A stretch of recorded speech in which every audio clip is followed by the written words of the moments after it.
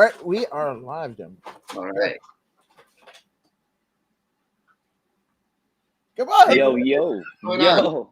Hey, thanks for having me on. Appreciate you. It's been a while since our U of MMA days, right? Yes, it has. It's been Yeah, a for couple sure. of years. Couple So of years. what's going on here is we've got the incomparable Shohei Yamamoto here with us. The man doesn't do much interviews, and we are very blessed to have him in our midst. We got Shohei Yamamoto. You got the incomparable, according to Woods, A-to-Day Woods with us here. So we are about to bless the world with the one and only Shohei Yamamoto. Let's go. How you doing, Shohei? I'm doing all right, man. Appreciate you guys for inviting me over. Yeah, the pleasure's all ours, man. The pleasure's all ours. Yeah. As Shohei was mentioning, he and I were in the amateurs together over at the U of MMA, and one of the greatest experiences of my life, man. I saw this fella, Asian fella. My wife is Japanese, so I could tell this fella is Japanese. I went up to him and I said, "Hey, man, are you Japanese, bro?" He says, "Yeah, you know." So we sparked a conversation, and we started. And the more I spoke to him, I realized, this is not your average human being. And I've always been curious. I've always wanted to know more about this fella. And you know what I mean? The Shohei Yamamoto fella. What makes him tick? Why is he so good at what he does? What are his beginnings like? And this is why we are here today, to find out just that. We want to know, what is the beginning of Shohei Yamamoto? Where did all this happen? How did all this happen? So Shohei, start from the very beginning, man. What got you into martial arts, or who got you into martial arts? Well, you probably see me at the U of MMA a little bit different from everybody else. That's first off, there's not that many Asian people fighting right now at the current moment, and my background is a little bit different from your average MMA fighter. My background, I started Kyokushin Karate when I was 6 years old. I'm 32 now. I still continue. I'm teaching right now, but I started Kyokushin Karate at 6 years old, and it all began with just starting off at your local karate studio, right? So I started off with like a middle school karate studio, and it was just your everyday average martial arts school. Then my dad one day, my father, just saw a magazine, a Japanese magazine, is Introduction Kyokushin Karate, and the instructor during that time just came off the 6th world tournament over in Japan, and he ranked top 32. And that was the introduction in the magazine. So he's like, we got to go here. But the thing is, we lived in Oceanside, California, which is San Diego County. And the dojo was located in downtown LA. So my dad actually drove from Oceanside, California to downtown LA. Hour and a half, 2-hour drive through traffic just to take me there so he could actually introduce me to what he thought was authentic karate. Okay, so ever since then, we drove maybe once a week, ever since I was six years old or so, to train in downtown LA at Shihan Taku Nakasaga's dojo. And during that time, there was only one location, but now we have over four locations that he owns. First, it started off with once a week. Then, as I got hooked into it, we started going 2 times a week, 3 times a week. Then, 1 year later, I competed in the All Japan junior tournaments when I was 8 years old. And that tournament was like out of this world. It's nothing like I've ever seen. Even in America, you won't see that kind of a tournament, right? Over 1,000 kids all over Japan compete in this one tournament in a big stadium. There's 6 mats, right? And each individual division has over 100 kids, right? So in my division, like anywhere from 8 to 9 years old, had over 110 participants. And out of the 110 participants, in order to be first, you would have to win about 6 matches, 6 or 7, maybe 7 matches in a day, since it's a tournament racket, right? During my first tournament, I won about 4 or 5 matches, and I was able to go to the semifinals. And luckily, by luck, or just because maybe I was a little bit bigger than your average like Japanese kid, just being raised out here, eating more protein. My diet was a little bit different, maybe a little bit more bigger, and I guess through my physical prowess, I became 4th place during that time. But ever since then, we're like, next year we're gonna go. Let's get 1st place, right? We set a goal for ourselves. So ever since then, we just been trying to compete and get that 1st place. But yeah, tournaments are really tough, man. Even the next year after that, I still, maybe I lost the 1st round, 2nd round. Yeah, then ever since then, we started just setting a new goal for ourselves, right? Then when I became in high school, I was able to win the World Junior Championship, which they held over in Japan. Over when I was 8 years old, they didn't have that back then yet. But as Kyokushin karate grew all over the world, many competitors from Europe, Russia, even America, but I was only a competitor that actually really took it seriously in the junior category. And I was able to win 1st place when I was 16 years old in the World Junior tournaments. 2nd, 3rd, and 4th place. Kyokushin karate is really big in Russia, right? So most of the 2nd, 3rd, and 4th place, you might have like another Japanese guy, but most of the time it's just all Russians. Yeah. So I was able to win 1st place in that, and the year after that, when I was 17 years old, I was able to defend it and win twice in a row for that one. Mm-hmm.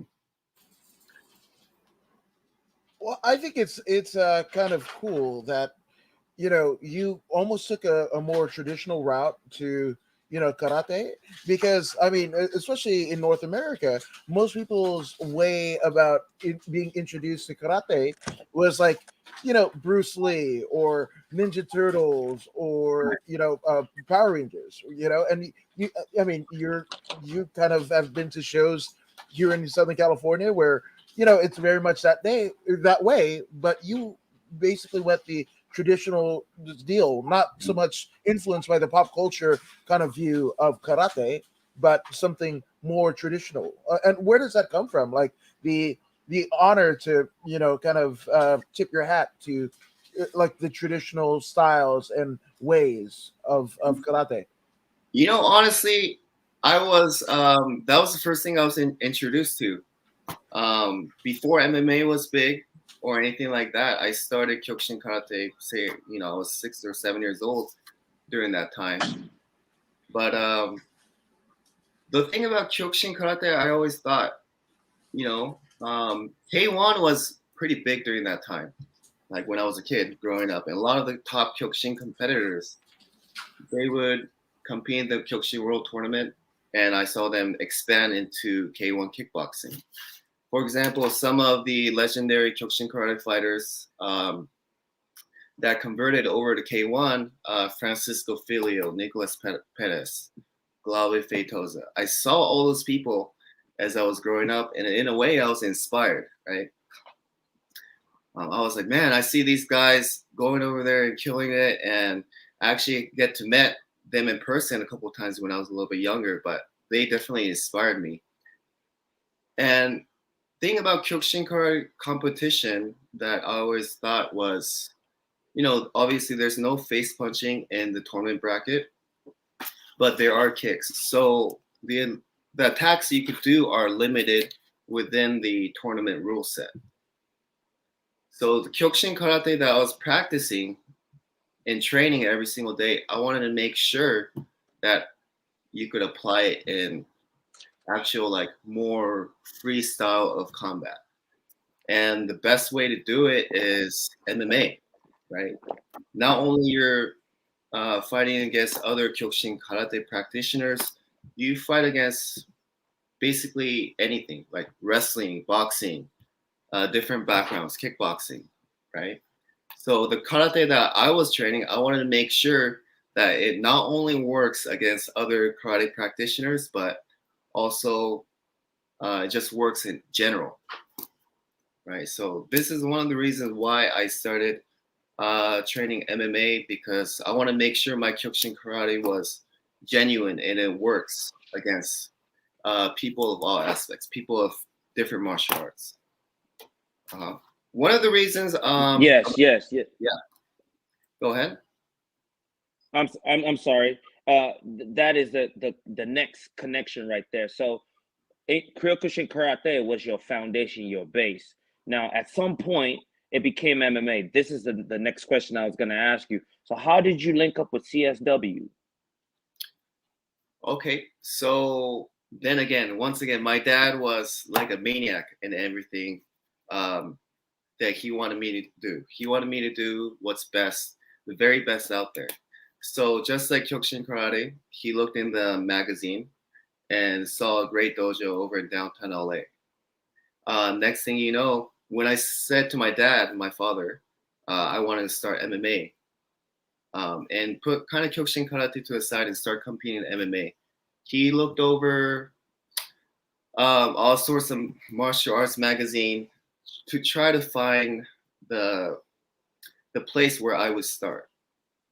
And the place that he thought he saw in the magazine where he researched was Sensei Yori Nakamura, who is the USA director of Shuto, or USA Shuto.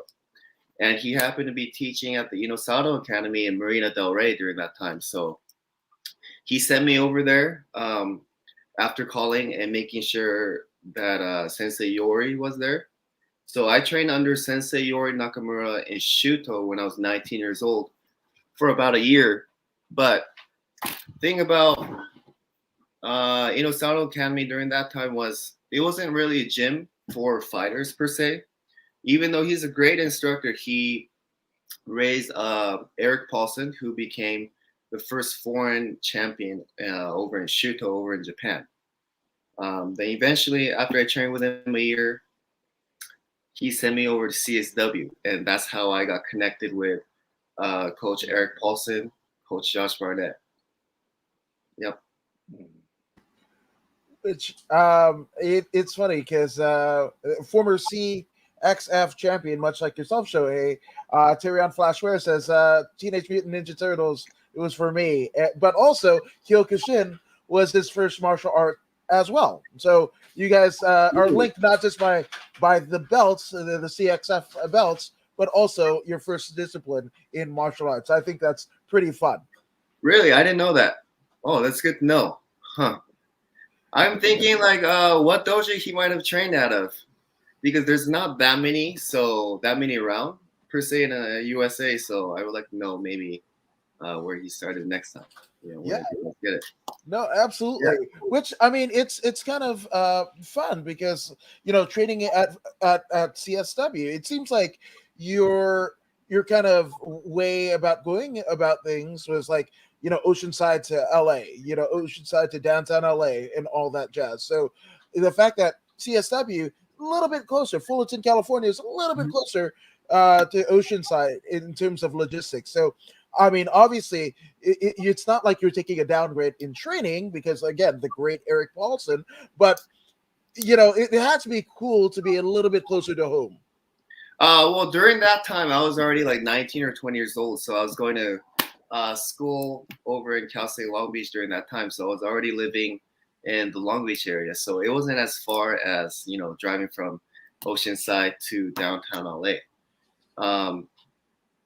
Yeah, but per se in the beginning, my dad took a lot of sacrifice taking me to the gym when I was like still in elementary school.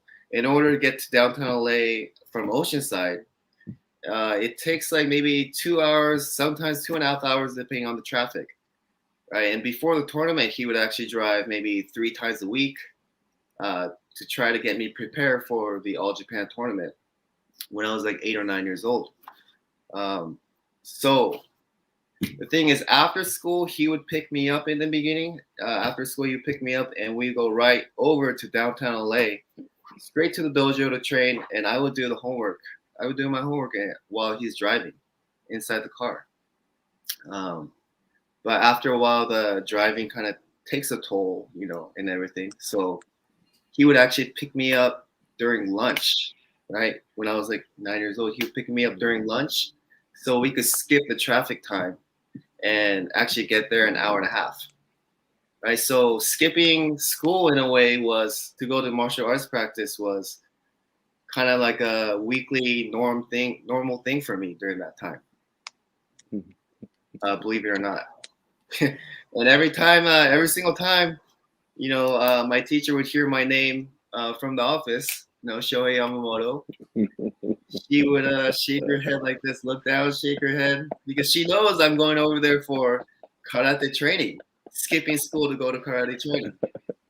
Yeah. I mean, that's her everyday normal thing, right?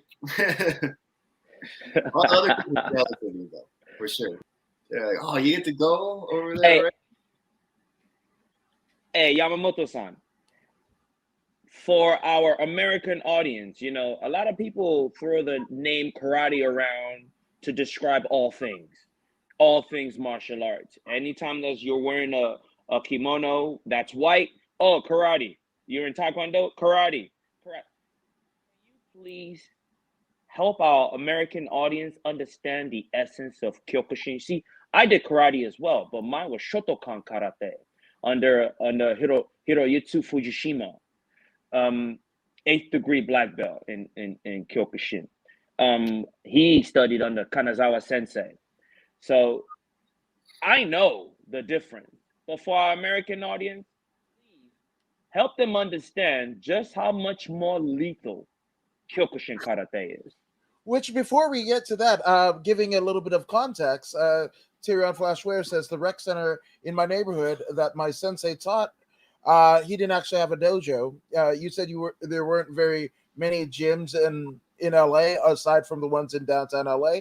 I actually visited the ones in downtown LA, and so it's a small world.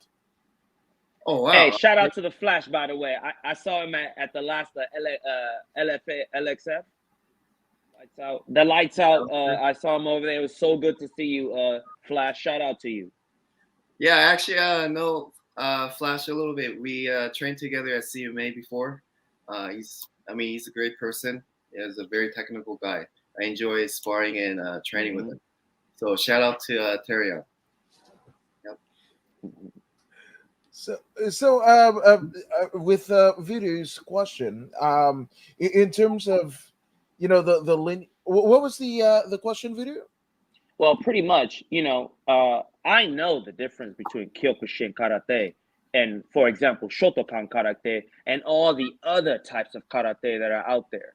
I believe that Kyokushin is the most lethal out of all of them. Now, from you being a practitioner, could you please express for our American audience what I'm talking about? Okay, so from what I'm aware, for example, you have Shotokan karate, you have Kyokushin karate, you have Kempo karate, you have Okinawa karate, right? So basically, karate started off in Okinawa and split into many different forms along the way. And one of the main, probably one of the most popular ones you see throughout the world is full contact style karate and point style karate. Point style karate is maybe the ones like Shotokan karate in competition where you strike, but you pull back at the very last minute. And that is, you win by points. Then another one is, such as Kyokushin karate, is full contact style karate, where it's founded by Sosai Masa Oyama. He trained Goju-ryu karate, Shotokan karate, and he wanted to make something a little bit different and create his own style. And that became the birthmark of Kyokushin karate. And the difference between Shotokan karate, Kyokushin karate is more full contact style. So there's no pulling back during the strike. You go for the knockout within the rule set of the tournament. Okay, so Kyokushin Karate, before it became Kyokushin Karate, it was called Oyama Karate. And during that time, it was, 60s during the war. So there was no such thing as a tournament. So everything they did in sparring, there was no rule set. People, probably punched each other in the face, right? Kicked each other in the groin like it's a real fight. But as Oyama Karate became Kyokushin Karate and tournaments started forming, then now you have to have rule sets if you're going to do a tournament, right?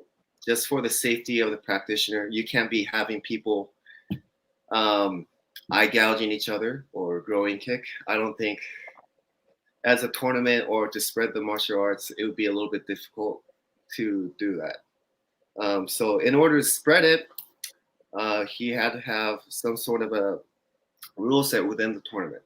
And the rule set was no bare knuckle, but punching below the head, but kicking, you pretty much kick anywhere. Low kick, middle kick, high kick. Full contact. So there's no pulling back, no gear. Only thing you wear during the tournament is a cup. That's about it. And when I first started Kyokushin Karate,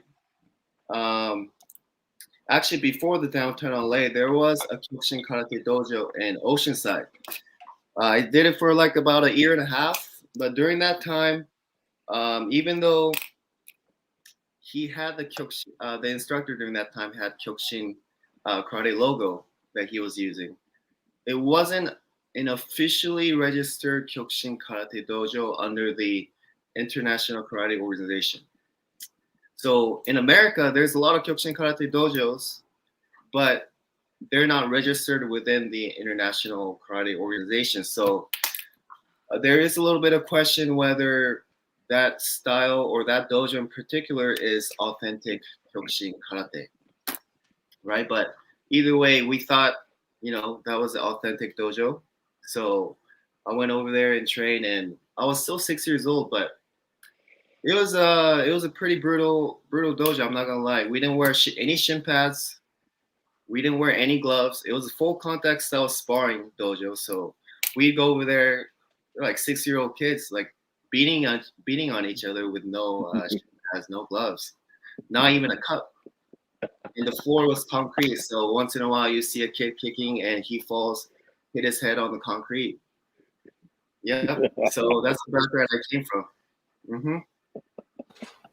Wow, that's kind of crazy to think about, especially nowadays where kids online school and whatever, and they prick their finger, and it's absolute bedlam. So the fact that you guys are literally obviously learning the art, but being able to practically engage in combat, right? Because I remember I was kind of on karate because much like Terion, not that it was Kyokushin, I don't know the origins, but I went to a community center based karate program, and they were like, "Oh, we train you all of these styles and moves so you can not use it." And I was like, "The hell! I want to kick somebody in the face!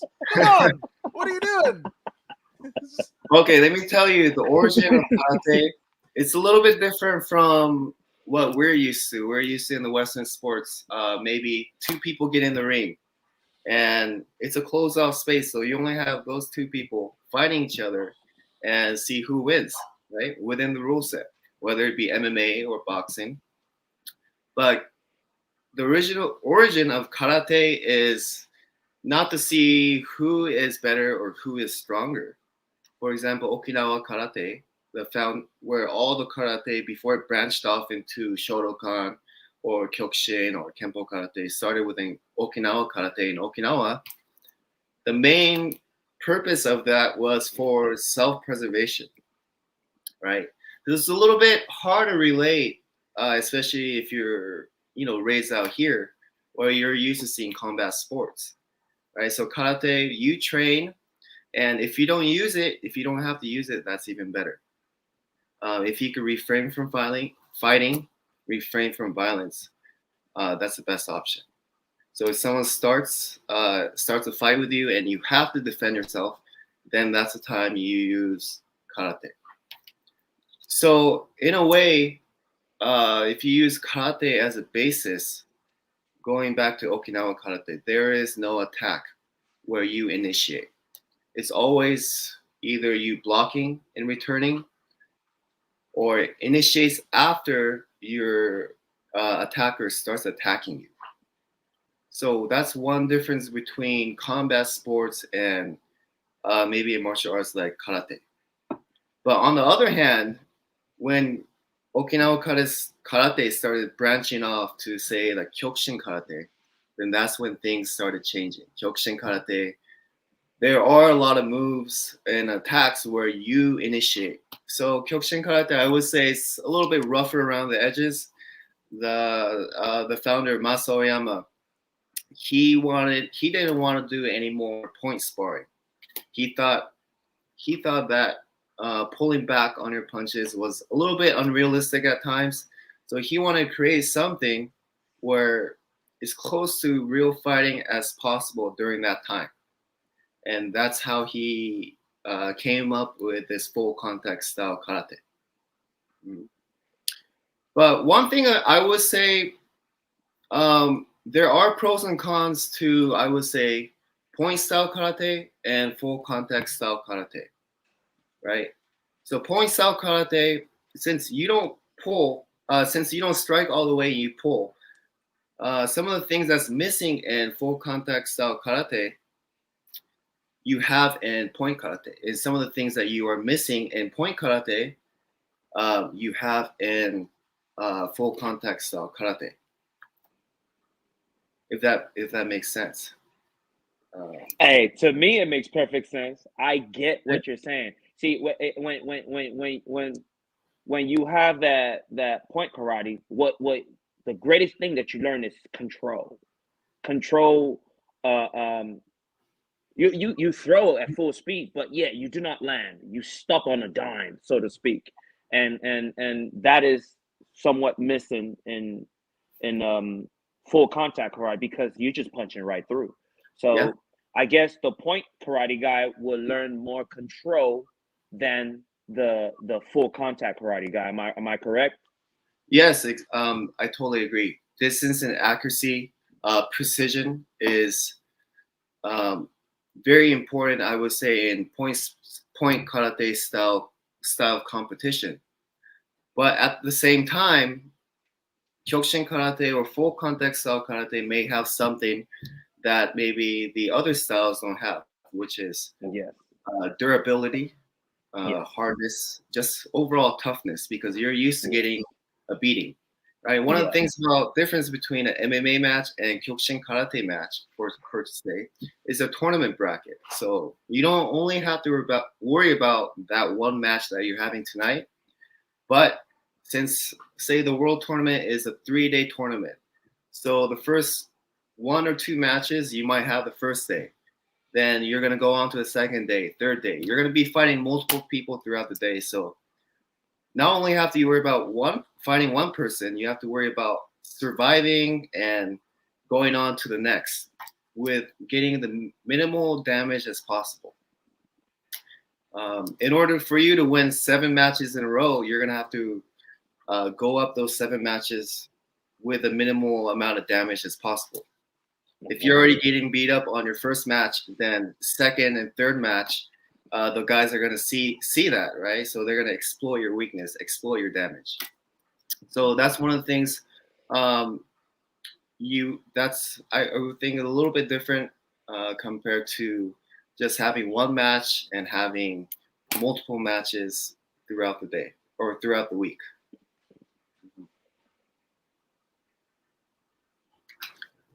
Hey, Adam, I can't hear you. Sorry. I think there we go. No, Tyrion Ware says thanks, gentlemen, and thank you, Tyrion. Much like Shohei being a constant purveyor of what a champion should be, both inside and outside of the mats and the cage. So thank you both, Voodoo Maximus as well.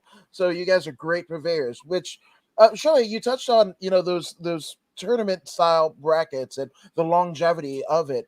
And it kind of reverts back to me a comment made by your coach Josh Barnett, where people were ranking the best heavyweights and what have you, and greatest of all time in terms of MMA competition, right? And he was just like, well, if this guy is supposed to be the greatest, well, how many one night tournaments did they go through? You know, they excel in this era of mixed martial arts, but not so much. Maybe wouldn't do as well in previous incarnations. So, are I say that to say, are you more a fan or opposed to tournament style brackets in combat sports, MMA specifically? Oh, well, definitely. I know that my coach Josh Barnett, back in the days when he was fighting in Pride, there was tournament rackets. So he would fight multiple people throughout the day. Yeah, I mean, I don't oppose that at all. I think it's a different game than just fighting one person throughout the night and versus fighting multiple people throughout the night. But at the end of the day, it all becomes, it's a competition. So whoever's the best is going to be coming out victorious, right? But nowadays, you don't really see that too often. Tournaments, especially in America, I think there's commission rules and things like that. So they want to allow it over here. So unfortunately, you don't really see it nowadays. It's kind of a shame in one aspect of it, but again, different game plans that you're kind of employing in terms of your training, where obviously if you're fighting for 3 times a year, versus 3 times in a night, it's going to be a different ideology that both you as a fighter are prepping for, but also the game plan that your coaches are employing. Mm-hmm. Yeah, so when I was competing in Kyokushin Karate, there was only like maybe a couple tournaments throughout the day, right? So I mean throughout the year, there's a world tournament over in Japan. Especially as a junior, there's only a very couple. But as we started progressing and Kyokushin Karate started spreading in LA area, my instructor started hosting tournaments of his own over in downtown LA. So children nowadays, even adults, they don't have to go all the way over to Japan like how I did to go and compete. Many of them still do, but you could also compete more locally since Kyokushin Karate is starting to spread out in America. More so, there are some East Coast dojos as well, but mostly in the West Coast. More tournaments over here. But one thing I would say about competing at your own local area versus going out and competing is you get to explore and experience different cultures, right? So even though I'm Japanese, my parents are from Japan. I'm born over here, born and raised over here. I do carry a lot of the Japanese culture, and I'm raised by Japanese families. But to actually go out there and to experience this big tournament where thousand other kids are competing in the same thing and trying to win the tournament is just a different sort of experience that you can't really experience at your local tournament. You have kids all over from Japan, Russia, Europe, going to compete in that one tournament. And here I am, maybe one of the couple people from America. America's not really known for Kyokushin Karate in general, not yet, compared to over in like Russia or Japan, where you see dojos everywhere across Japan, across Russia. It's very popular out there. But Kyokushin Karate over here, there's very few dojos. I could maybe count with 2 fingers. Yep, compared to the hundreds of dojo over in Japan or Russia. Yep. That's kind of crazy. How much the cultural aspect can lead to a lot of the nuances that I mean, kind of lay itself via a field, but also because you were mentioning the sensei's kind of adapting the style of this, to make it more palatable for another audience and what have you.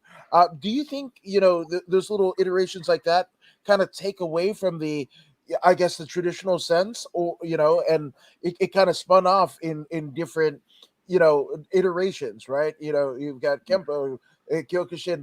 There's a litany of it, but do you think it dilutes some of the original lineage? With any martial arts, I do agree that if you want to popularize it, the authenticity of it does diminish a little bit. For example, maybe BJJ Brazilian Jiu-Jitsu, as it expands, you could already see maybe compared to when it first began with the Gracies, the authenticity of it might diminish quite a bit.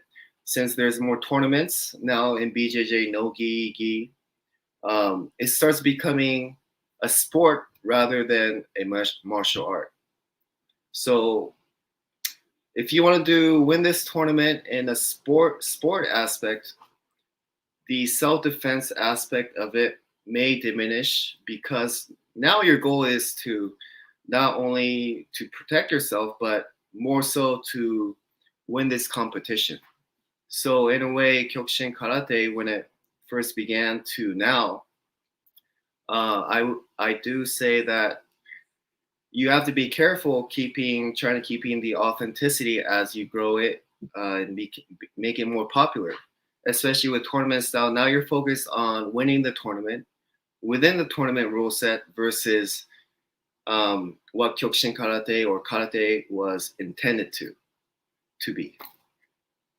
So that's one of the reasons why I started competing in MMA, is because not only do I want to be the very best in Kyokushin Karate rule set, I also want to make sure that what I'm doing is authentic and it could apply to not only the Kyokushin Karate rule set, but fighting in general.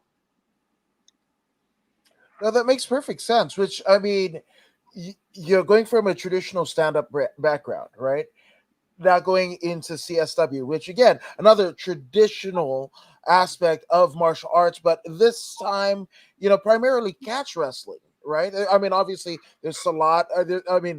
Eric Paulson is one of the great purveyors of, going and trying out what works and what doesn't work and bringing it back to, a North American palette and kind of mixing it all together. But I mean, going from a striking background, a traditional striking background, to a grappling based background. Obviously, you knew what grappling was, but did you have any hangups? Because obviously, distance is different, in catch wrestling versus any striking discipline and what have you. So, was there hangups like, when you first started at CSW?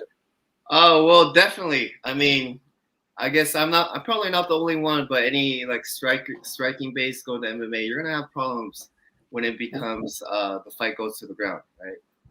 So my very first day at CSW, I could share some experiences. We started off in the fight practice. They invited me over to the fight practice. I went in. The kickboxing sparring was okay, right? I had no issues with that primarily, but when it became to the ground, yeah, I did take a little bit beating on the ground for sure. It got mounted on, and next thing I know, I have this guy punching me in the face, and my head bouncing off the mat, getting a bloody nose, and things like that. But that really did open my eyes. I was like, wow, there's so many more different aspects to fighting than what I'm used to. Right? I'm only used to punching and kicking. There's grappling, there's ground fighting, and that kind of really actually intrigued me into training MMA rather than discourage me. Yeah, so now, Mr. Yamamoto-san, now we're in CSW and we're grinding. We're getting our face pounded into the mat, bloody nose and all that. You know what I'm saying? But we keep coming back and we're grinding. So now we're moving towards competition. When did you start your amateur career? So I trained at CSW for a good maybe 2 or 3 years before I had my first amateur match. I had a lot of things going on during that time. My father was not feeling well during that time, and I also wanted to compete one last time in the Kyokushin Karate World Weight Category tournament when I was around 23 years old. Then my plan was to win that, then convert over to just MMA competition alone. But shortly after the tournament, my dad was not feeling so well during that time, and he did pass away. Unfortunately, he was still 54 during that time. But I already had a schedule. I already had a schedule to fight 2 weeks after my dad happened to pass away. But instead of canceling that fight, I knew my father was always with me when it became to training martial arts, and I didn't want to cancel that fight just because, of that event.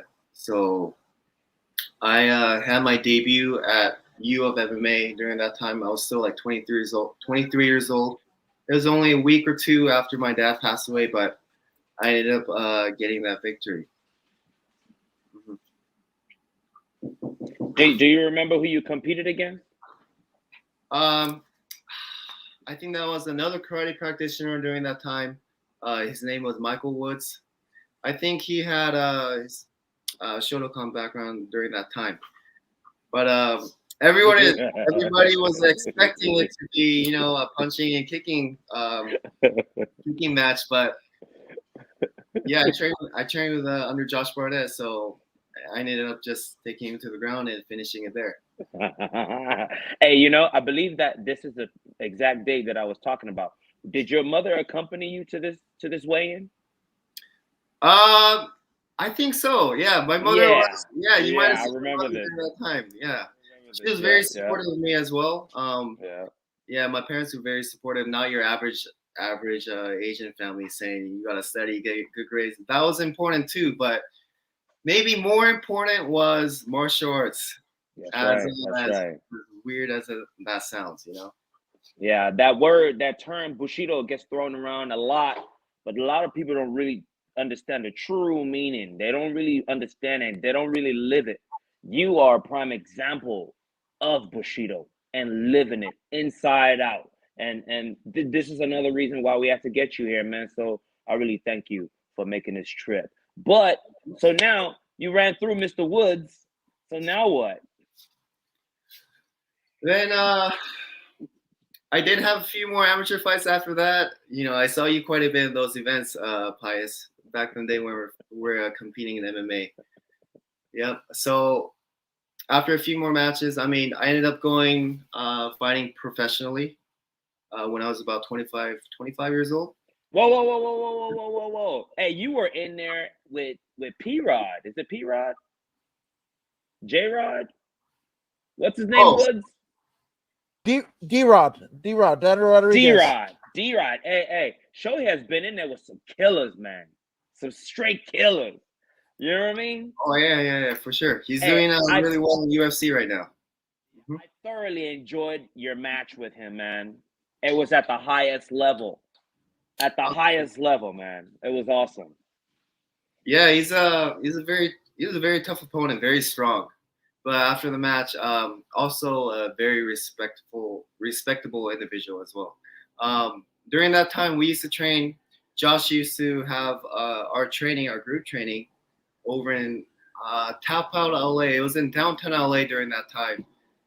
But I would see D-Rod once in a while, like training on his own, doing his own thing while we were training on the side. But I would see him at the gym, hustling and doing his own thing, getting his own training in. Sometimes we were training over there.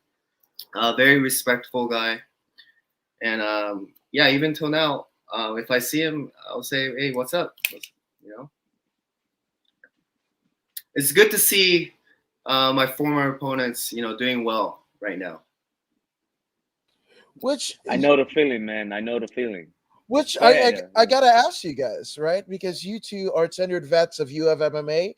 Obviously, as I sit here, I have a California state title ahead of me, right here, and for California amateur MMA, even before it almost predates the Camo state title, the California state title, in the sense that a lot of people cut their teeth when we're talking about you both, Voodoo, Shohei, Dino Rodriguez, Dominic Reyes, I mean, the list goes on and on. So, I mean, you've literally got people from UFMMA that litter the halls and the locker rooms of UFC, WWE, Bellator, and AEW.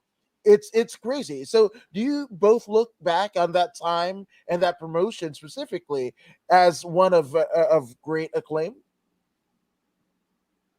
Take it, Shohei. Yeah, well, definitely. I mean, that to be able to compete in the amateur scene for UMMA, I think it was a really good experience. I would say not many promotions carry themselves in a professional manner that UFMMA does, and they really promoted the up and coming fighters during that time. Unfortunately, they don't have it anymore for some reason. The event is not continuing, but during that time, I would say it's probably one of the best amateur promotions they had in California during that time. I totally agree with Shohei. The number one amateur organization in California at the time. The only one that rivals was in Vegas, and that's tough enough. And if you can't make it to Vegas, the U of MMA was a it factor, and it was in downtown LA, across the street from the Staples Center, Club Nokia. It doesn't get any better than that, man. I mean, we are in the same dressing rooms as the Snoop Dogs and the DMXs and all. We are using the same, you know what I'm saying? Same dressing room. And this was it. I had so much fun, man, as an amateur, man. All my fights were with the U of MMA. I fought seven matches with them. And like he said, man, the professionalism was second to none. Second to none. I thoroughly enjoyed myself as a U of MMA alumni. It's really kind of wild. I just kind of think to it. And again, it's not just MMA, right? The annals of MMA, but also pro wrestling. You had Scorpio Sky compete, Dari Briento, who's now Sonya Deville in the WWE. So it's actually there is one card, one UFMMA card where literally it's Scorpio Sky, right? Voodoo, and then Sonya Deville. So when you think about it, it's kind of wild. It's kind of wild. Yep. I mean, I was not really into pro wrestling during that time, but I did see a lot of arts and photos on the wall, and I knew this was the place. If you wanted to compete in MMA, amateur, this is the place to start. And they took care of their fighters really well. They represented you really well. The promotion was up to par, above anything else during that time. Wouldn't you say so, Pius? I would say so, man. 1,000%, man. 1,000. Hey, even as an amateur, I felt like I was professional because my surrounding was so professional. I was an amateur fighter, but because the level, the production level was so high, I had no choice but to elevate my own game and treat it like as if I was a professional, even though it was an amateur event. I mean, I enjoyed myself a great deal. And going back to Shohei, so now you did your thing as an amateur. Now you crossed over into the professional ranks. Where did you start and where did you go, Shohei?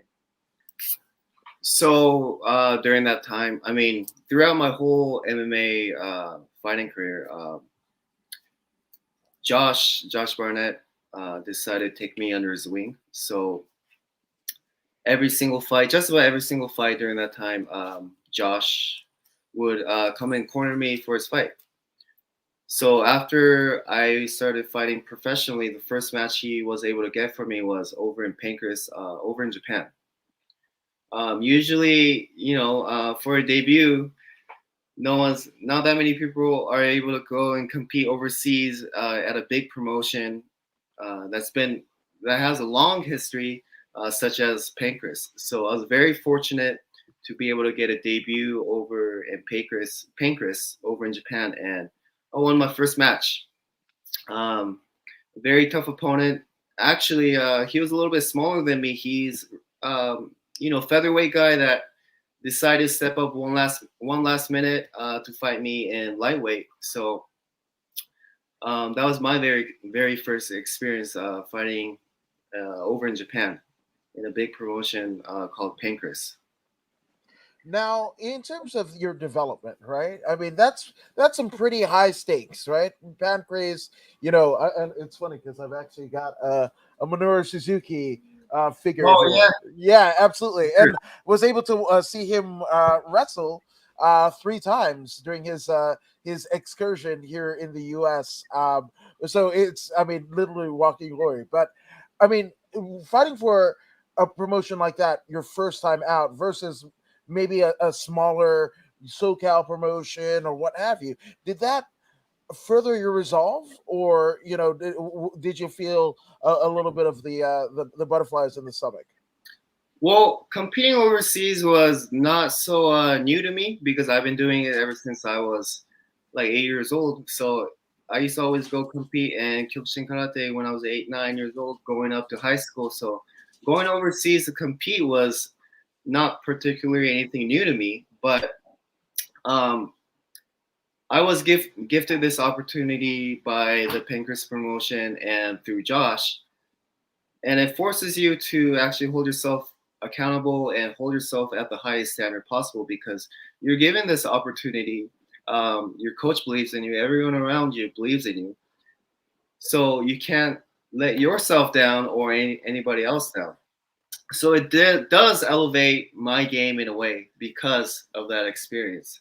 And throughout my professional career, I decided I still keep that. I still kept that high intensity, and yeah, went from there.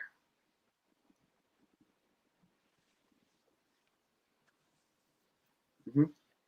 Yeah. So Shohei, now you went to Japan. You're in Japan. Uh, Pancrase. After Pancrase, where did you go? Tell us the process until this point. Okay, so I fought in Pancras for my debut, and I had also had I fought in a local promotion during that time. It was called CXF. Yes. And I also fought in different promotions over in Seattle. Let's say, Oh, oh, hold up, I Shohei. fought a couple times in, Hold up, man. Hold up, Shohei. No. See, that's what I'm talking about. This guy, man, all humble and stuff. Hey, CXF. Don't forget to mention that you became champion at CXF, bro. oh yeah, I was gonna get there, but before Okay, that, yeah, okay. yeah, for All sure. right. But before then, I fought over in India.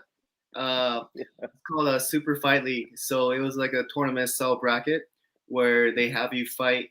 It's a little bit different. You're not fighting just by yourself. It's like a team bracket. So you would represent a team. There was about 4 or 5 people during that team, and whoever has the most victory would go off and fight in this 1 month long tournament style bracket. So if your team goes on, you would keep on fighting every single weekend, right? So eventually, I was planning to stay there for. Josh sent me out there. Hey, I gotta fight for you in India against in this new promotion called Super Fight League. They want you to stay out there for a month, about a month, and hopefully you could get a couple fights every single week, or you get a fight every single weekend. I went over there. I thought Joshua was gonna be there. No, I ended up going by myself over to a place that I never ever been to over in India in New Delhi. Luckily, when I went over there, there were some other fighters and coaches in the American team. So at least somebody was able to speak English, and I was able to relate to them. But yeah, I stayed out there for a month. My very first match I had, I did win by decision, unanimous decision. I fought against Ardani Mora, a very tough guy, durable. At the end of round one, he ended up getting me in a Kimura, and last 10 seconds of the round one, he actually tore my right shoulder. So you could see in the fight video, but my hand is literally going somewhere it shouldn't be going, right? So during that last 10 seconds, I was on the verge of tapping, but during that time, I asked my corner, he actually said, "You only have 10 seconds left," and I felt like Josh was there, telling me, even though he wasn't there, but I know he's watching live, right? Then somewhere inside of my head, I hear his voice. 5 seconds left, 10 seconds left, and I felt like he was there. So I was like, "Oh, screw it, I'm not gonna tap. I came all over here, all the way to India to compete. I'm not gonna give up, whatever it takes." I let my shoulder rip. Then that was the end of round 1. Then round 2, round 3, I fought through it with a torn ligament in my shoulder. I would throw a punch and I feel my shoulder giving out. So yeah, I mean, I fought basically at the end of round 3. My right arm wasn't moving, so I was fighting basically with my left hand. Mm-hmm. But after the match, we're like, "Hey, man, great fight."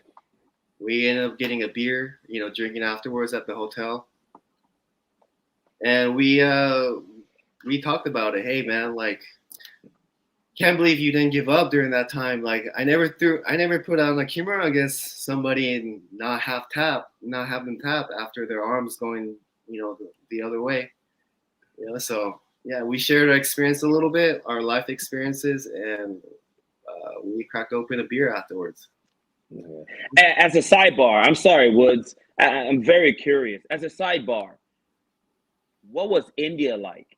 India itself, the people, Now you're outside of MMA. Now you're walking around the streets and you've seen all these thousands and millions of people. What was your experience like in India? So during that time, India, MMA in India, not many people knew about it. So they would say MMA, they would think maybe like boxing or something like that. So a lot of the people never actually experienced MMA. So it was something new. That event, the Super Fight League they had during that time, was promoted on the ESPN Sports over in India. So a lot of the guys that was working at the hotel that I was staying at would actually watch our fight live on ESPN during that time. And that event, because of the promotion and the fighters that came and made a great event, the viewing in India was number 2 out of all the sports. So MMA was number 2 in all the sports over in India. The very first one, the most popular one, was we lost by cricket during that time. Yep. So MMA, I'm glad I was able to go over and fight in India and introduce to the country a little bit of what MMA is over there, because they have never seen it out there. It's something brand new. You're a bit of a pioneer then, right? Like going one-on-one with, I mean, literally, cricket is India's national sport. And if it isn't officially, it should be recognized as such. And I think in many Indian households, it is. But I mean, that's kind of crazy, kind of, going overseas. And again, yes, you've competed internationally, but in another discipline, right? And it's kind of fun because your trip to India sounds eerily similar to your teammate Alyssa Garcia's trip, sponsored by Josh, to Thailand, thinking that Josh was going to go, and then it's just like that. But she felt the War Master's presence, but not in the physical sense. Well, training under Josh and being under his wing, I felt like he taught us a lot more than just fighting itself. And a lot of it was he showed us, including myself, my teammate, maybe Alyssa Garcia, Victor Henry, AJ Bryant, not only techniques of fighting, but also his philosophy and his way of thinking in life as well. So one of the life lessons that I learned from Josh is everything is not permanent. It's temporary, right? So everything you do, make sure you go 100%. Mm-hmm. Because you never know, anything could happen. We're only here temporary. So if you're going to do one thing, go all the way. That's right. Mm-hmm.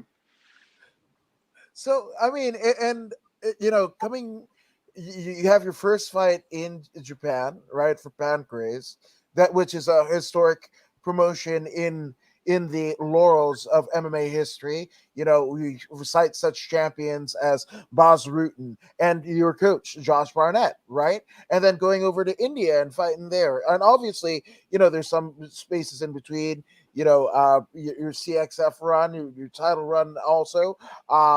But it's kind of cool that like pretty early on you're getting this international experience in MMA versus karate, which I mean, development wise, as a person, not just a fighter, as a person, it's kind of making you realize, like, in some ways, how hard the aspect of growing as a martial artist is, but also as a person, hey, I don't have it that bad. Oh, for sure. Once you go experience, that was my first time experience actually going to a third world country such as India. The people over there are some of the nicest people you encounter. Um, but right when you step outside the hotel or my hotel that I was staying at, you could clearly tell they don't have it as well as we have it over here. The hotel I was staying at is a very nice hotel, kind of gated hotel. But right when you step out of the gate, you could tell it's India. You could tell, yeah, it's India. There's no pavement on the streets. You could clearly tell that the people over there, many of the people over there are struggling just for basic necessity, water, food, and that was a big shock to me during that time, because the only other countries I've been to was America, Canada, Japan. So I only been to like well-off country, and that was my first time experiencing the hardships of the people that live in third world countries. Yeah. I know that feeling, Shohei. I know that feeling. I was born in America. I spent 10 years in West Africa, Nigeria. I know that third world country feel, and your experience was from rich to poor. I went from poor to rich. So when I came out here and I saw the abundance, I was like, whoa, you guys got it good out here, And it helped me keep my mind straight. It helped me keep my mind straight. I mean, navigating through South Central LA was easy for me because I've seen worse than South. I mean, South Central has, its gang problems, but I've had that experience. I've had armed robber experience. You know what I mean? Which is a little bit more than gangbanger. So coming to America, I'm able to navigate through the hood easy. Because navigating through West Africa, Nigeria is not easy. It's not easy. It's not an easy thing to do. So coming here, even though South Central and all these low income areas are low income compared to where I come from, this is a cakewalk. And it was a great addition to my schema to help me create the right map to help me succeed in America. You know what I mean? Sure. One of the things that really stuck out to me, the experience out there, was when I step outside the hotel, outside the gate, we would sometimes go and explore the real India. We're staying in New Delhi, and every single time I would get maybe like a snack or something, like a drink. There would be children coming out, and yes, asking I know. for I it. know. Yeah, for sure. So, I would buy a couple and maybe one for myself if I needed something. And I knew the children are going to come, so I would, pass them out in a way. But it's very difficult, seeing those kind of things, because as you're growing up and over in the States, as I was growing up, I never encountered those kind of things. I never had issues with, water, food, basic necessity. Everything was kind of like handed down to me in a way. Mhm. Hey, I came out here and I'm like, what? A washing machine? I ain't gotta wash clothes with my own hands. Oh, easy. Yeah, see, like if you're born out here, you don't realize those kind of things. For sure. So it definitely changes your perspective, if you step out of the country. Whether it doesn't have to be a third world country, you can just go outside. You experience the culture, experience the people, just experience different life, and that's one of the things that competing in MMA and karate, it kind of expanded a new horizon for me as I was traveling to other places, traveling to different countries and get to experience the culture out there. Mm-hmm. Which, speaking of culture, so the culture of the team that is UWF USA, right, and in conjunction with CMMA Fitness in South Bay, California, in Gardena specifically. I mean, it's been kind of a busy month for you guys. We have Victor Henry winning the Lights Out Bantamweight Championship. Brandon Alves just won the 559 title up in Lemoore, California. AJ Bryant fought the last week for Lights Out Extreme Fighting after a pretty long sabbatical, people pulling out and what have you. And Victor Henry, the aforementioned LXF Bantamweight Championship, is actually making its long-awaited, and it's been too long. What the hell has been the UFC doing? But finally makes his UFC debut tonight in a short couple of hours. But I mean, that's got to be cool for you, somebody that they've helped you develop, you've helped them develop, and seeing them attain what the end game was, a sliver of it at least. Yeah, for sure. Victor Henry is fighting the UFC tonight. Make sure you guys catch it.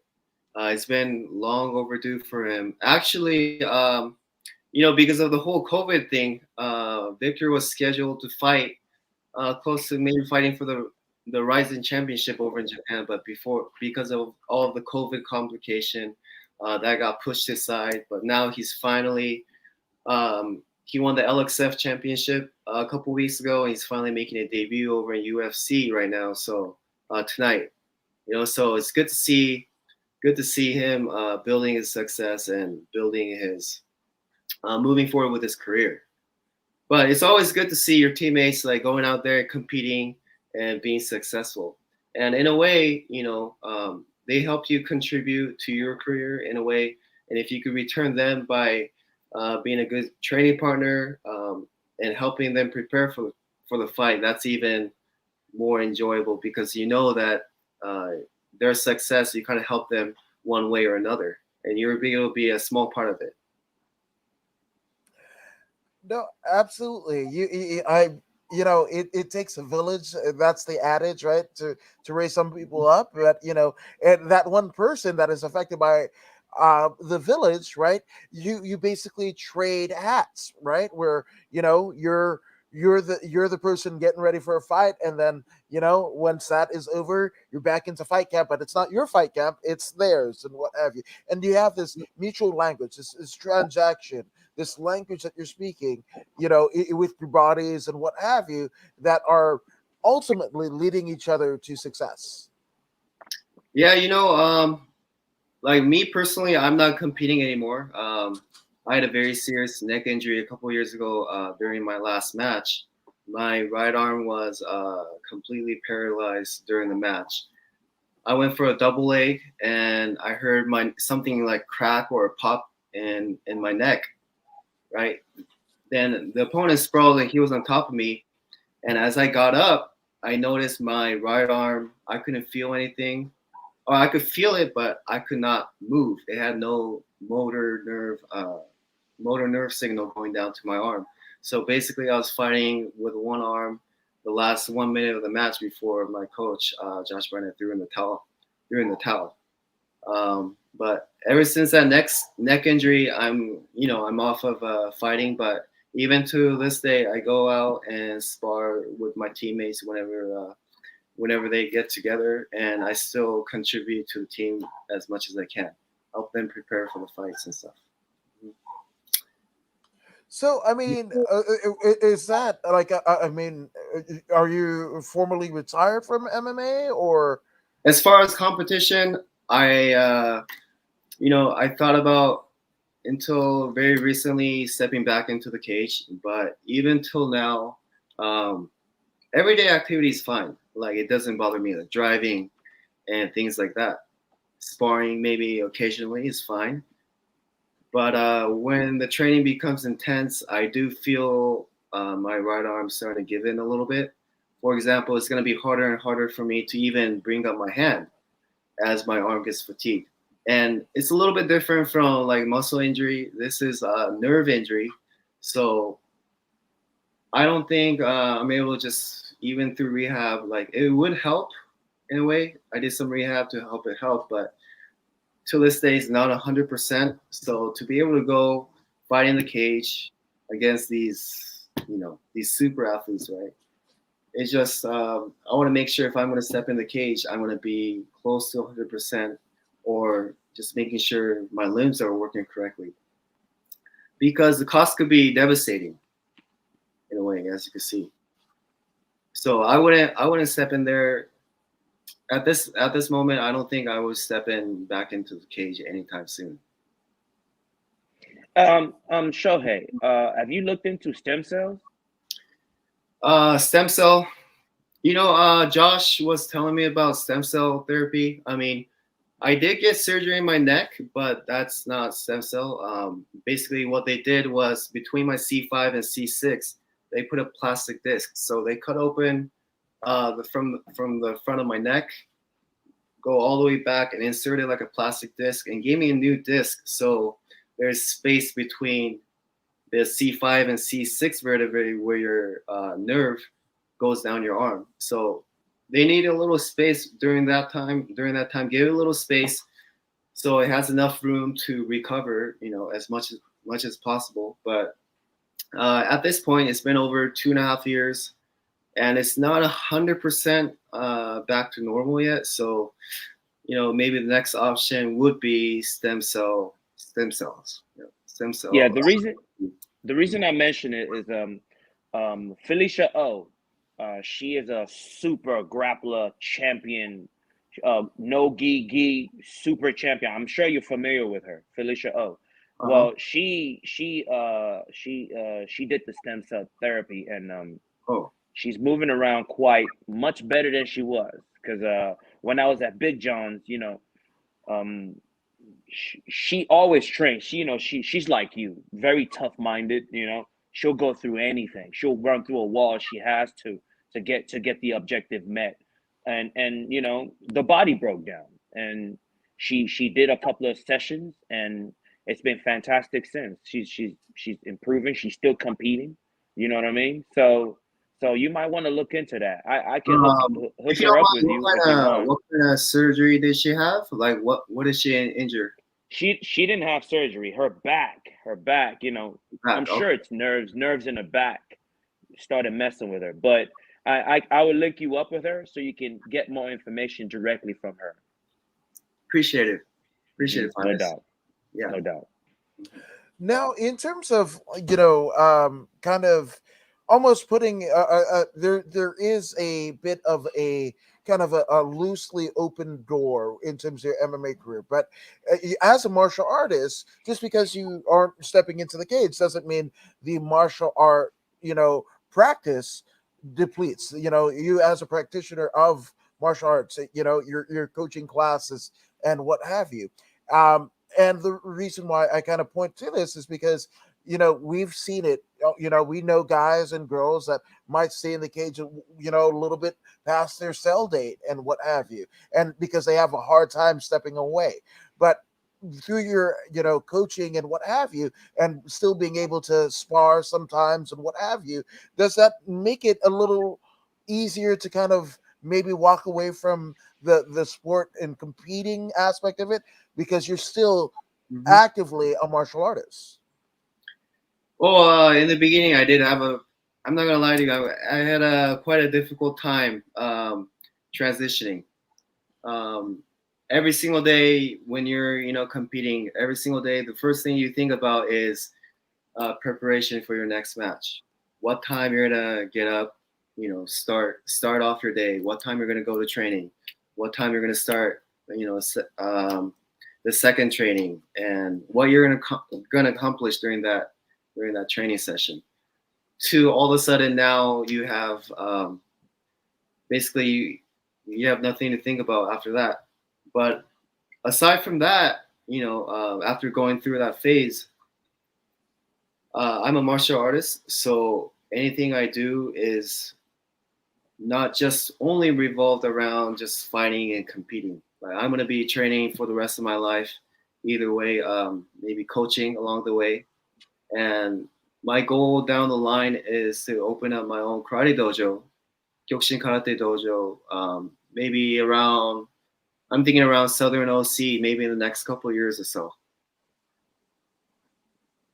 Wow, that's kind of breaking news. That's amazing, and as it kind of nears the holidays, Christmas specifically. I lost my dad in Christmas, and that was a huge blow. But as somebody whose dad was absolutely instrumental in your development as a martial artist, right? I think a really amazing way to kind of make whole all of the sacrifices that he made through your endeavors is starting a school yourself, because there might be on the mats a young, male, even female Shohei Yamamoto with a similar story of their mom and dad taking them for training and what have you, and really being ardent. And just like your senseis in downtown LA, well, you're that to them, which is a nice little way to kind of bring it full circle. Yeah, sure. I think that's my in a way, that's my meaning of life. Passing it down to the next generation. So everything I do, even teaching the children, I take it with great pride.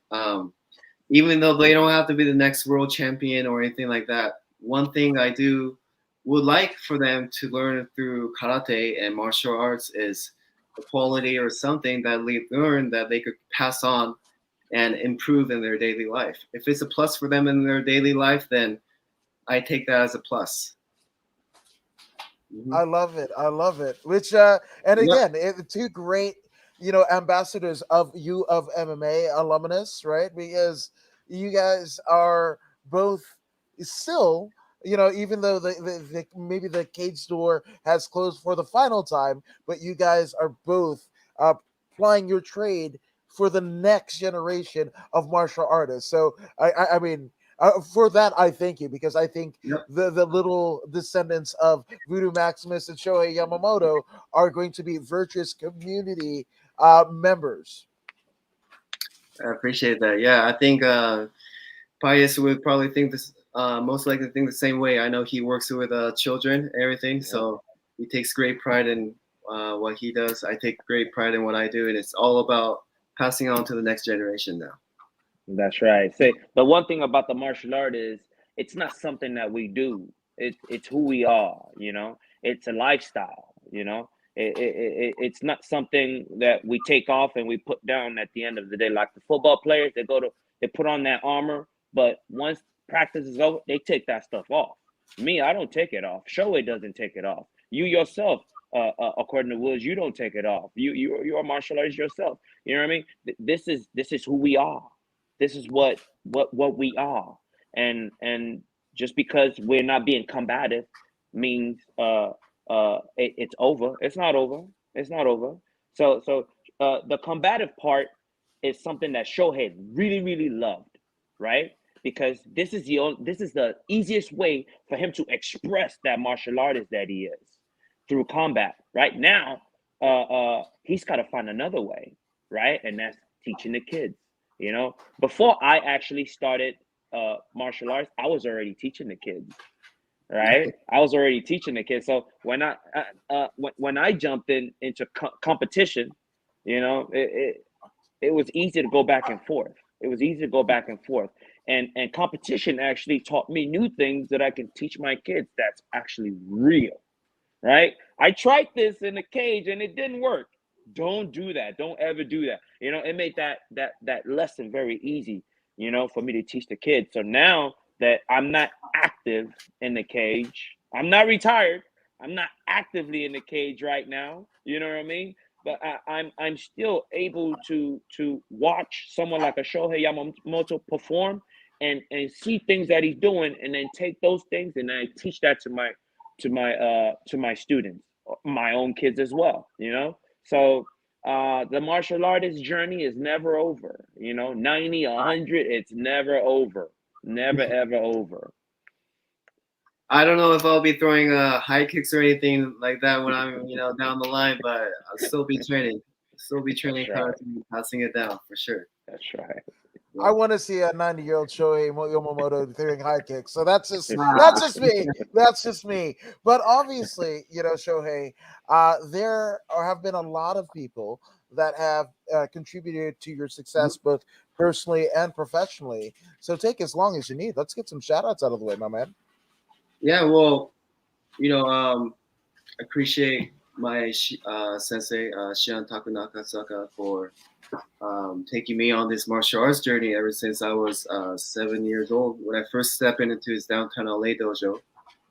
Even till now, I'm not competing in Kyokushin Karate, but I do support his dojo. I teach at the Fountain Valley Dojo location even till now, and I'm still contributing in Kyokushin Karate, even though during the time, even when I was competing in MMA, I never thought about myself stepping out of Kyokushin Karate. In a way, I was doing Kyokushin Karate inside the MMA cage. So that's one of the misconceptions that a lot of people have, especially in the karate community, is I stepped away from Kyokushin Karate. No, I just took it on a different league. Kyokushin Karate was built around the founder, Masao Oyama. He went over to America, fought against boxers, fought against pro wrestlers. But nowadays, just a lot of the political reasons they have in Kyokushin Karate, they're very strict on what events you could compete. You're only allowed to compete in Kyokushin Karate competitions. They don't like you competing in other venues. So in a way, since I was doing it in America, I had a little bit more freedom compared to the people that were doing it in Japan. If it was in Japan, honestly, I think they would maybe even have me step away from Kyokushin Karate completely. So I wouldn't be able to maybe train officially in the Kyokushin Karate dojo anymore, or be able to open up a dojo down the line if I was to be exiled. So in a way, I was able to do this because number one, I'm in America, and also number two, Shion Taku Nagasaka, my karate instructor, is very supportive and whatever I wanted to do. And also Josh Barnett, my coach Josh Barnett, that took me under his wing throughout my MMA career. And even till now, even after I'm not competing, he still reaches out to me and see how I'm doing. So it expands within not just the fighting itself, but in a way, he's like my life mentor. And I think that's one of the differences between combat sports and a martial artist is you don't just end when the competition ends. You take it on to your life, right? And that's what I intend to do with martial arts. I intend to take it on to my everyday life and help improve myself and help improve the next generation, the upcoming generation. I love it. I love it. Now, before we go, obviously you have insight to one Victor Henry like I don't think anybody else outside of Josh Barnett who'll be cornering him tonight. So with that all being said, what are we expecting? Not so much a prediction. I mean, you can do it if you so fit, but what are we going to expect for in the if you're a loyalist to UFC and have never seen Victor Henry before, never seen his deep championship win or his lights Alex F championship win, right? What are people going to see amass as they tune in to ESPN Plus tonight? out of your teammate Victor Henry? Well, you're gonna see Victor Henry at his best. He's prepared all his MMA career. As far as I know Victor since I was like 19 years old. I'm 32 right now, but we've been teammates ever since day one. And he's one of the hardest working individual, honestly, that I've ever seen. Not only in MMA and everything, karate, just in life in general. He's the hardest worker out there, and I know he's gonna perform really well. And he's gonna take this opportunity and take it up and perform really well tonight. I know. I believe in him for sure. Well, we believe in you. Voodoo, what say you? Hey, Shohei. I know you are traditional. I know you are of the old way. It's deeply rooted in you. I do have one last question for you, and I want to get your perspective. So the current state of mixed martial art is such that it's moving towards the sports entertainment way, right? In which one has to be very, very entertaining with their speech, not only with their fist. So according to Woods and I, we talk all the time, and we understand that there's the Trinity. There is of course, the combative skill. There is also the skills on the mic, and finally, one's platform, right? It is these three combination that makes a successful sports entertainer today. What is your take, Shohei, on it? What do you like? For example, the most publicized individual will be, for example, Conor McGregor. A lot of people say he trash talks and woo woo woo, and he does this. What is your take on these types of performers? I think as a sports entertainer, that's very important. But at the same time, I'm a martial artist, so it's very important to not lose my roots in everything I do. Why I do this, the purpose of this. For example, if I forget about all that and just go on the entertaining route and just not be true to who I am and why I started this, then it kind of defeats the whole purpose of why I started in the first place. Mm-hmm. So I think it's based on the individual. Some people, not everybody is a martial artist, not everybody's a fighter, but just be true to yourself and go back to your roots on why you started in the first place. Okay, so you're telling me do what you need to do, but don't forget who you are. Right? Exactly. Yep. Okay. I can dig it. So Shohei is not saying don't be flamboyant on the mic. Be flamboyant, but with parameters. Do what you need to do to sell tickets. If that's the person you are, then be it. Yeah, that's it. That's you. But not everybody's that type of person, so you don't have to force yourself. Yeah, don't force it. Be who you are loudly. Right? Yes, sir. I can dig it, Shohei. I can dig it. Back to you, according to Woods. Well, the good sister Takeo Powell said, "Hey guys, how are you? We're great. We hope your family's great. And we are going to see some great fights tonight, actually, in about 90 minutes time, as 1 p.m. Pacific, 4 p.m. Eastern Standard Time. Again, UFC Fight Night. Lewis versus Chris Dawkins. It's going to be wild. But again, a very special highlight with one Victor Henry making his long-awaited UFC debut. But before we go, Shohei, for people that want to get more abreast of what you're doing, especially as you begin the path to maybe starting your own dojo itself, where can they find you, good sir, on social media? So my Instagram is HEYSHOW, Hey Shohei. You can also find me or find some information about Kyokushin Karate through KyokushinLA.com. You can find all the dojo locations and the instructors, a little bit of background of Kyokushin Karate itself in America. KyokushinLA.com. Yep. So yeah. If you guys are interested, go ahead and check out that. Check it out. Yep. Well, yes, definitely go ahead and check it out because that is one of the purest form of stand-up combat that has ever existed, and it's tried and true through generation after generation after generation, and nothing more evident than that forged lineage than one Shohei Yamamoto. Shohei, thank you for joining us here at Voodoo in the Woods. And Voodoo, where can they find you on social media, good sir? Well, definitely find me on YouTube, Instagram, Facebook page, Twitter, and all those good stuff. Voodoo Maximus, all day, every day. And I am According to Woods. You can find me at all those places that Voodoo just said, and everything except for the karate aspect where Shohei said. But you can find it on the social medias, According to Woods, YouTube, Facebook, Twitch, and all that jazz. But also, go ahead and like, share, and subscribe to this very podcast, the Voodoo in the Woods podcast.